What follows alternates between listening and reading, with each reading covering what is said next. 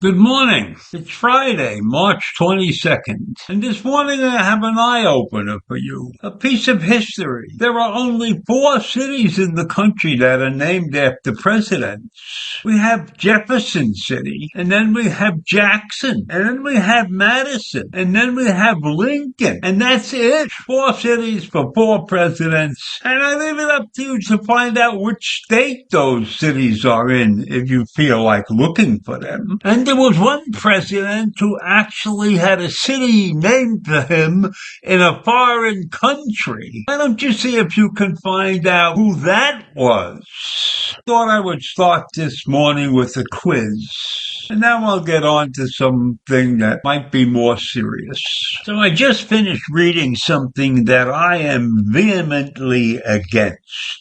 This item that I'm going to talk about is a disgrace. I believe that this should not have to exist in this country. And it's something that is known as campaign cash. And the volume of campaign cash that is giving to people who are running for office is obscene. And it causes a great deal of problems in this country. And I'm against any donating for people to run. I believe there should be a fund set up, and you might tax everybody 1% or something to send this, to create this fund. But the candidates will have this fund to use for campaigning, and the fund would be explicit in the amount of money that you are entitled to depending upon the office that you were running. It's ridiculous that campaigns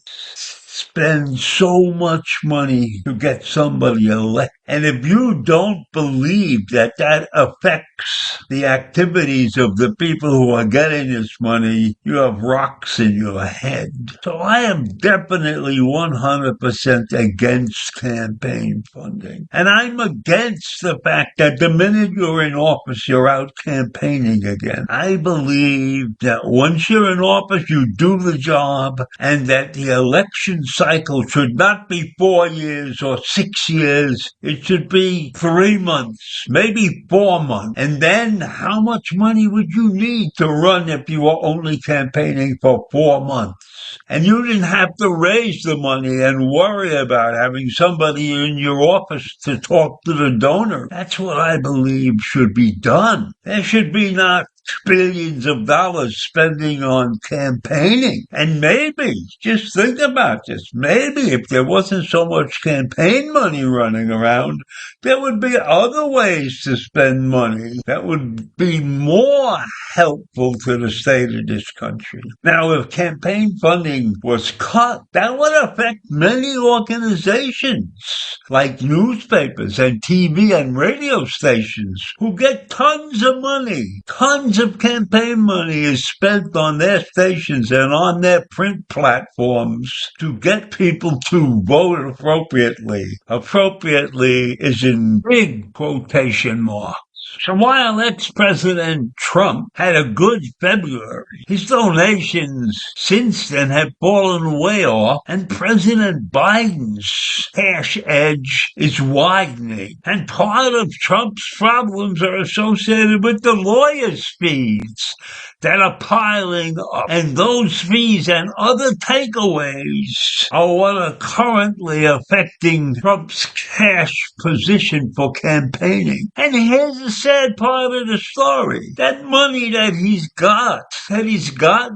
using, is the money of the poor people who think that he's the greatest guy in the world. It's their money he's giving up. It's not his money. He's taking his campaign funding and he's using it it to pay his lawyers and his court costs and all of the fines that are put upon him. He's sitting with over $500 million in fines. So why would anybody be donating to his campaign since he's not going for the campaign? It's going to save his ass. And when we talk about these campaign funds, Robert Kennedy Jr. is raising tons of money too. And what are we doing? What are those people doing? He doesn't have a chance to win this election. So why are people pissing their money away on him? Isn't their money better spent on their wives and children? This is ridiculous, this business with the campaign funding. And he hasn't raised that much, but it's still millions because he's hoping that he can get voters to break through and that he can be on the ballot in more states. Well, if he's not on the ballot, baby, he shouldn't have that money. He should be giving that money back to those people right away. Is that going to happen? No way. So right now, Biden is standing in a great position. He is leading in the fundraising chase. And he ended February with $71 million in available cash in his principal campaign account. That's more than twice the $33,500,000 in cash reserves held by the Trump campaign. And that $33 million is bupkis compared to what he owes in fines and everything. He's sitting on a pile of fines that are over $500,000. So Biden has expanded the gap in this race for the presidency. When his campaign got over $56 million in available funds, that's almost double the amount that Trump was able to raise.